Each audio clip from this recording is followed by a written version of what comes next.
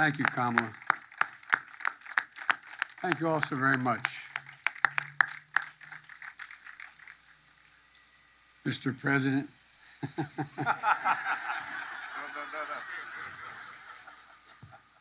Harry, thank you for your stewardship.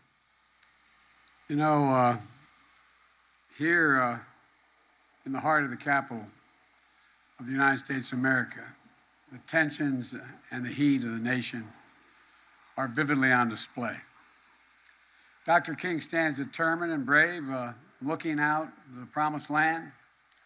Across the tidal basin stands another giant of our history, Thomas Jefferson, whose words declared the very idea of America, that we are all created equal, endowed by or created with certain inalienable rights.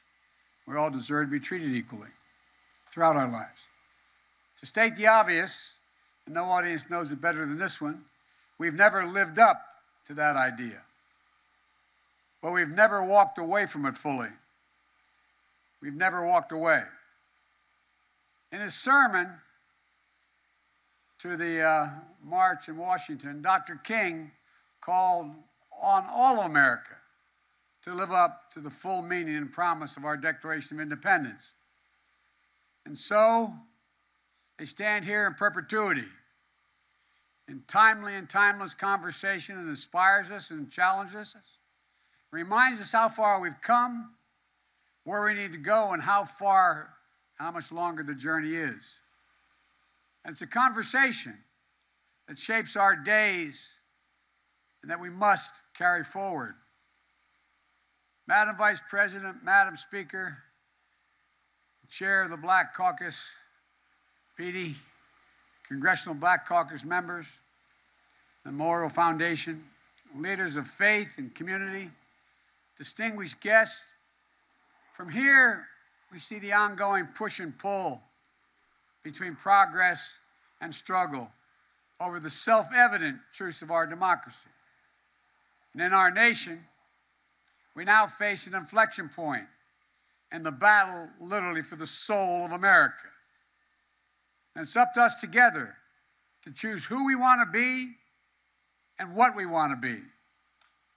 I know the progress does not come fast enough. It never has.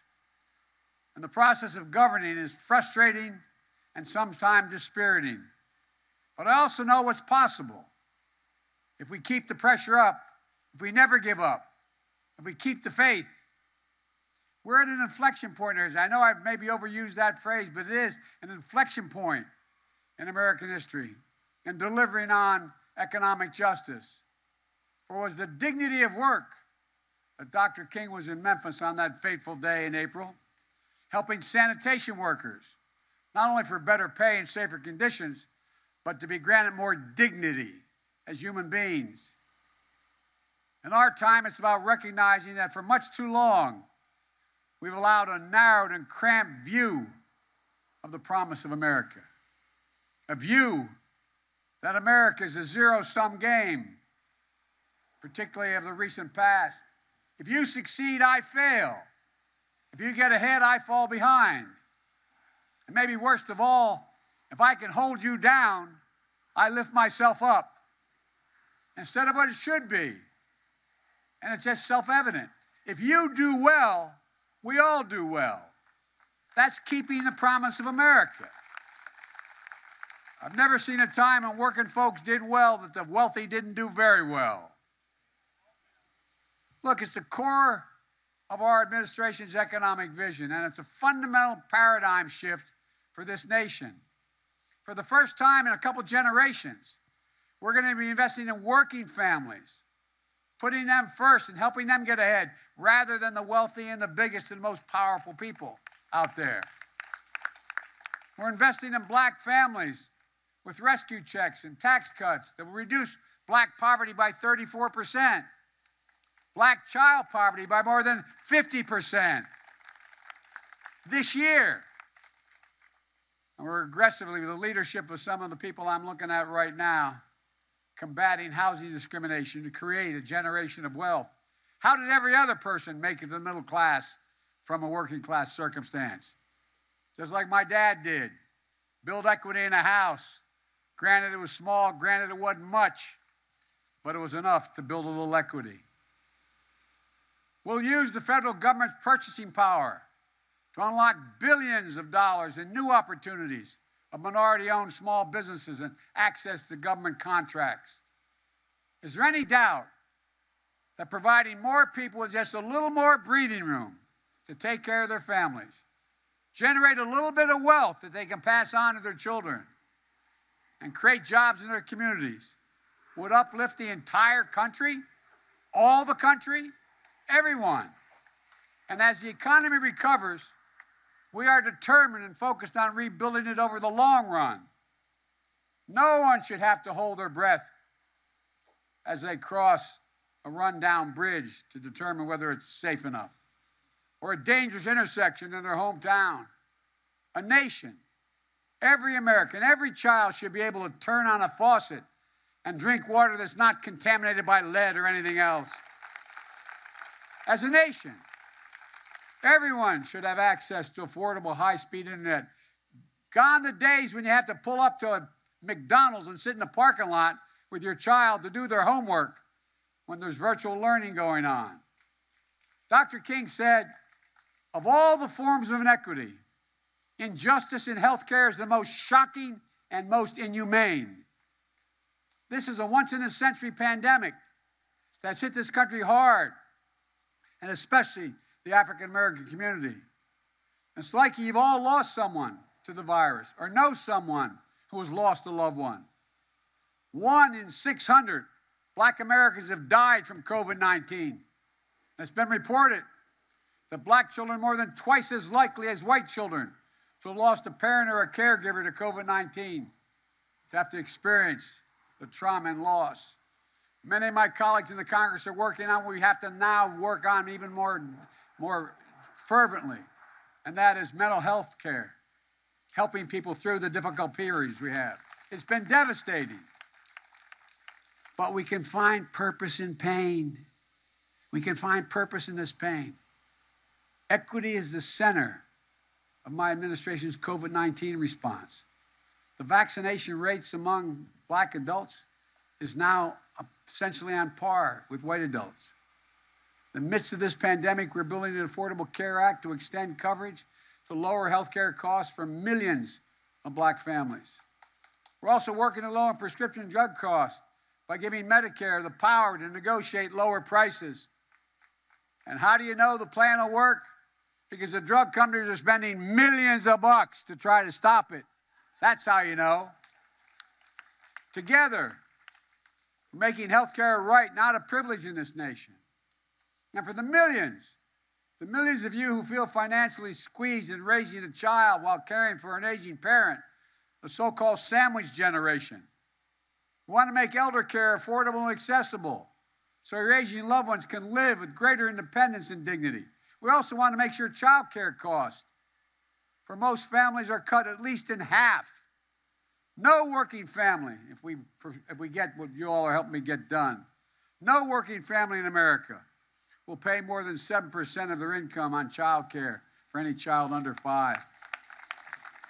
We want to give raises to millions of care workers and home workers so they can increase their capacity, increase their knowledge, increase their opportunities. Health workers and child care workers are disproportionately women of color and immigrants, workers like the ones Dr. King stood for when he marched and gave his life. Look, folks, just imagine, instead of consigning millions of our children to under-resourced schools, we gave every single child in America access to an education at age 3 and age 4, a quality preschool. We can afford to do this. We can't afford not to do it. And we do know, no matter what the background or circumstance the child comes from, when given that opportunity, they have a better than 58% chance of making it all the way through 12 years without getting themselves in trouble and maybe go on beyond that. This will change lives forever. So will historic investments in higher education, significantly increasing Pell Grants to help millions of Black students and lower-income families attend community colleges and 4-year schools. I tell you, let me be clear. In the shadow of the Morehouse men, I hear a lot about that, guys. And with the Howard alumni, I keep making the case, if you excuse the point of personal privilege, we used to say in the Senate. The best HBCU in the country is Delaware State. That's where I got started. Come on. But here's what we've done. In addition to putting the president of Delaware State, who used to work for me, doctor, in charge of all of this, we're committed to nearly $5 billion this year in historic investments with more historically black colleges and universities to make every single student, give them a shot at the good paying jobs. And you all know what I mean, but for anybody watching this, one of the problems is black students in college are just have every single capability any other student does. But guess what? Because they don't have great endowments, they can't compete for those government contracts that are out there that the big schools are able to go out and get. Cybersecurity, for example. Starting salaries, $125,000, but you don't get that contract unless you have laboratories, unless you have the facilities you can, in fact, train on. We also know this is about the promise of America. Economic injustice also means delivering environmental justice to communities on fence line communities, dividing homes in toxic areas. My state is one of the highest cancer rates in the history in America, because I lived in a fence line community called Claymont, Delaware. We used to get up in the morning, not a joke, when I get driven to the little school I went up the street. Turn on the windshield wiper in the fall, the first frost, and literally be an oil slick in the window, not a joke. An oil slick in the window. That's why an awful lot of us, including me, have bronchial asthma. It means reducing pollution so our children can develop and avoid these consequences. Every one of you have an alley in your state. We call it Cancer Alley in our state, going down Route 13. Look, it means building up our resilience to the climate crisis, for the next extreme weather events. And these have been of biblical proportions. Biblical proportions. 178-mile top winds in a hurricane down in Louisiana. More people dying in Queens in their basements because 20 inches of rain, they flooded and couldn't get out of their basements. They drowned. Superstorms, droughts, wildfire, hurricanes. This is the promise for America, urban and rural, and all across America, not just for any one area. And as we fight for economic justice to fulfill the promise of America for all Americans, the work continues on delivering equal justice under the law. Look, I know the frustration we all feel that more than 1 year after George Floyd's murder and the conviction of his murderer about 6 months ago, meaningful police reform in George's name is still not passed Congress. I remember many times meeting with a little daughter, and she'd say to me, "My daddy's changing history. He's going to change history." But we haven't fulfilled that yet. I understand. You got to keep fighting. Let me be clear, though. We're going to continue to fight for real police reform legislation. And the fight's not anywhere near over. Despite Republican obstruction, my administration is active. We've already announced changes to the federal law enforcement policies, a ban on chokeholds, restriction on no-knock warrants, requirement that federal agents wear and activate body cameras, ending Department of Justice use of private prisons, rescinding the previous administration's guidance to U.S. attorneys to require the harshest of penalties. The Justice Department has opened a pattern and practice investigation of systematic police misconduct in police departments in Phoenix, Louisville, and Minneapolis. Just because we can't get it done in the states, we are not standing back. But we have much more to do. In addition to these important steps, my administration also wants to advance some meaningful police reform that includes additional executive actions to live up to America's promise of equal justice under the law. Our work continues to create a safer and stronger communities in critical ways. With My American Rescue Plan, and thank you and the Congress for supporting it, everybody kind of forgets that was $1.9 billion, trillion. We got a heck of a lot done with that. That it did so well, people don't even know where it came from. No, I'm serious. Think about it. Like, what'd you do for me lately? Well, we had $1.9 billion we took care of. Well, we made historic investments in community policing and violence intervention programs. And we're shown to reduce, some of these programs reduce violence by 60%. We're expanding summer programs and job opportunities and service and support to keep young people safe and out of trouble. We're helping formerly incarcerated people successfully re-enter their communities. In the past, you get $25 and a bus ticket. You go back right under the bridge you just were there before. You should have access to Pell Grants. You should have access to the housing. You should have access to all the things. You paid your price, and we shouldn't put you back in the spot where you have no options. We're also working to stem the flow of firearms from rogue gun dealers to curb the epidemic of gun violence. I know I get criticized for being the guy who passed the assault weapons ban. I'm proud of having passed the assault weapons ban. But here's the deal. We heard Dr. King paraphrase Micah. He said, give us the ballot and we will place judges on the benches of the South who will do justly and love mercy. Well, in just 9 months, we've appointed more black women to the federal circuit courts and more former public defenders to the bench than any administration in all of American history because of you. We're going to change it. We did it in a record time, and we're just getting started because of all of you in the audience here. You've been the engine behind all of this. But we also know this. To make real the full promise of America, we have to protect that fundamental right, the right to vote, the sacred right to vote. You know, it's democracy's threshold liberty. With it, anything's possible. Without it, nothing is. Today, the right to vote and the rule of law are under unrelenting assault from Republican governors, attorneys general, secretary of state, state legislators, and they're following my predecessor, the last president, into a deep, deep black hole and abyss. No, I really mean it. Think about it. This is what got me involved in civil rights as a kid when I was 26 years old. It gave me, I love reading about how Biden knew he was going to run for president. Hell, I didn't know I was even going to be able to run for the county council. I didn't even want to. But look, this struggle is no longer just over who gets to vote or making it easier for eligible people to vote. It's about who gets to count the votes, whether they should count at all. Jim Crow in the 21st century is now a sinister combination of voter suppression and election subversion. My fellow Americans, I thought at one point that I had been able to do something good as chairman of the Judiciary Committee. I was able to get every member of the committee, including some of the most conservative members that ever served, clearly who had racist backgrounds, to vote to extend the Voting Rights Act for 25 years. I thought, whoa, one of the proudest things I ever did as a senator.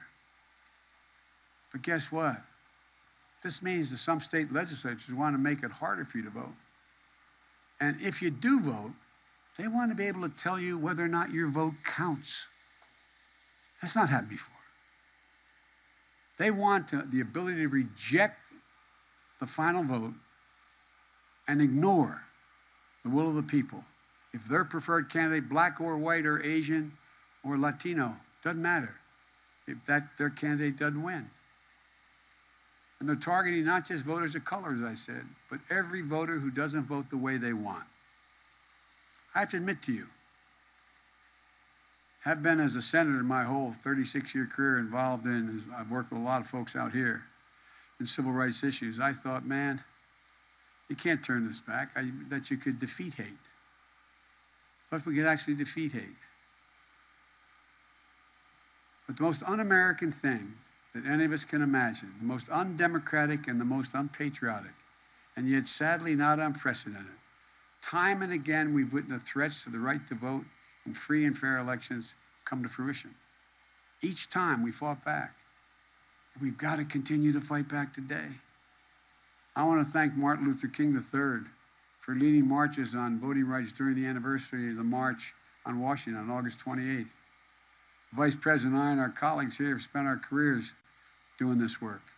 It's central to our administration. On the anniversary of Bloody Sunday, I directed each and every federal agency to promote access to voting from each agency heeding that call. For example, the Department of Veterans Affairs, I asked them to make it easier for veterans and their families to register and to vote at VA facilities, so it'll be open. In addition, the U.S. Department of Justice has doubled the voting rights enforcement staff. We got a long way to go, though. It's using authorities to challenge the onslaught of state laws undermining voting rights, whether in old or new ways. To something like 20% of or half the Republicans or registered Republicans, I am not your president. Donald Trump is still your president. As we Catholics say, oh my God. But look, the focus is going to remain on discrimination and racial discriminatory laws. Georgia's various new anti-voting laws. And let's be clear about Georgia, Dr. King's home state, and the home state of someone who has literally stood in his shoes as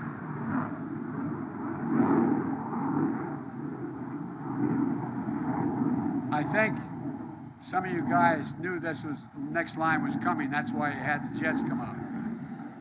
Stood in his shoes as a Morehouse man.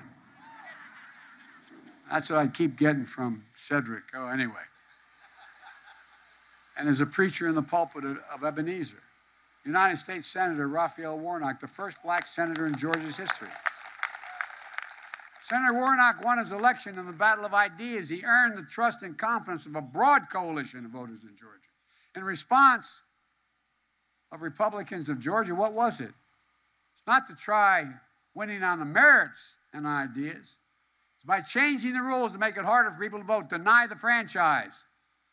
The vice president was leading our administration's efforts, and we've supported Democrats pressing to enact critical voting rights bills since day one of this administration, making sure we have unanimous support.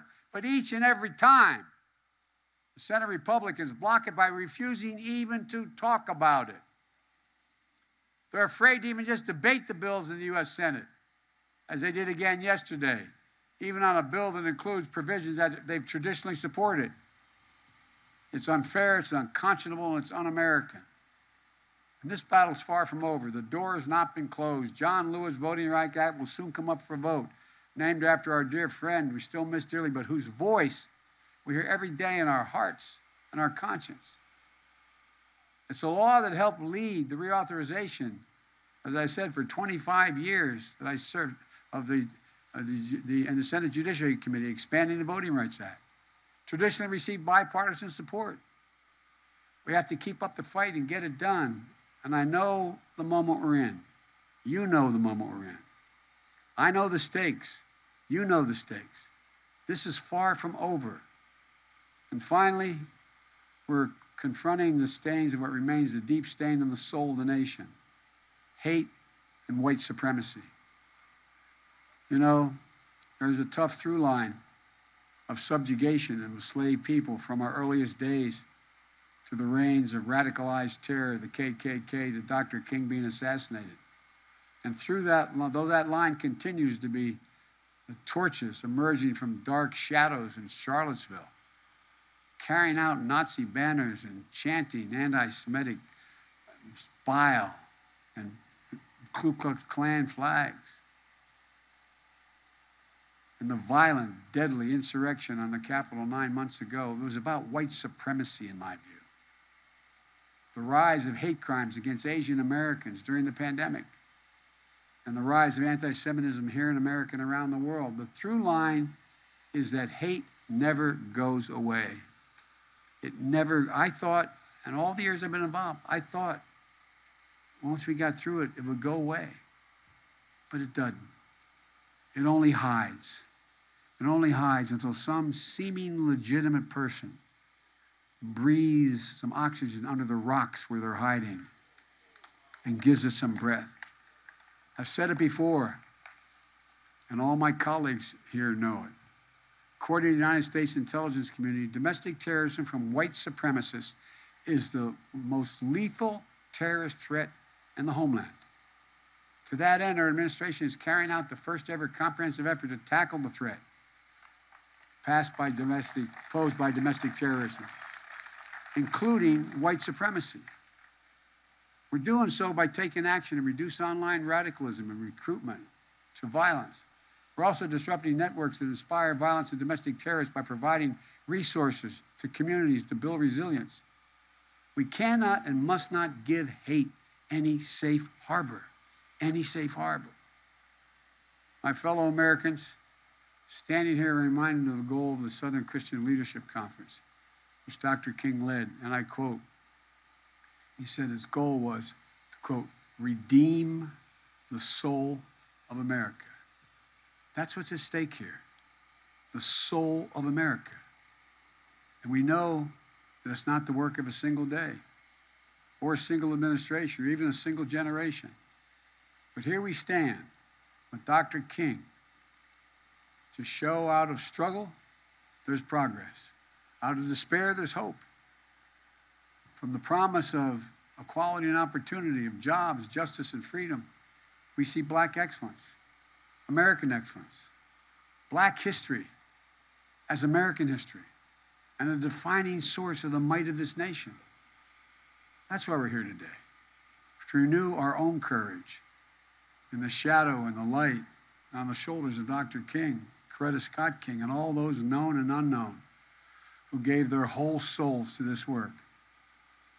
The courage to confront wrong and to try to do right, the courage to heal the broken places of the nation, the courage to see America whole, to acknowledge where we fall short, to devote ourselves to the perfection of the union that we love and we must protect. For if we can summon the courage to do these things, we'll have done our duty, honored our commitments, brought the dream of Dr. King just a little bit closer to reality. It's the highest of callings. It's the most sacred of charges. And it's what, with the help of God, we can do now. So let's go forth from this sacred place, tumbled in turmoil with hope and promise of a nation always seeking, always thriving, always keeping the faith. Because, folks, I know my colleagues in the Senate used to always kid me for quoting Irish poets on the floor. They thought I did it because I was Irish. It's not the reason. They're just the best poets in the world. There's a line from, and I believe this to be true, there's a line from a poem, The Cure of Troy. It says, that once in a lifetime, that tidal wave of justice rises up, and hope and history rhyme. It's not the whole quote, I won't bore you at all, but hope and history rhyme. I believe the American people, the vast majority, are with us. I think they see much more clearly what you've all been fighting for your whole lives now. It's in stark relief. The bad news, we had a president who appealed to the prejudice. The good news is that he ripped the Band-Aid off, made it absolutely clear what's at stake. And I think the American people will follow us. But guess what? Whether they will or not, we have no choice. We have to continue to fight. God bless you all. May God protect our troops.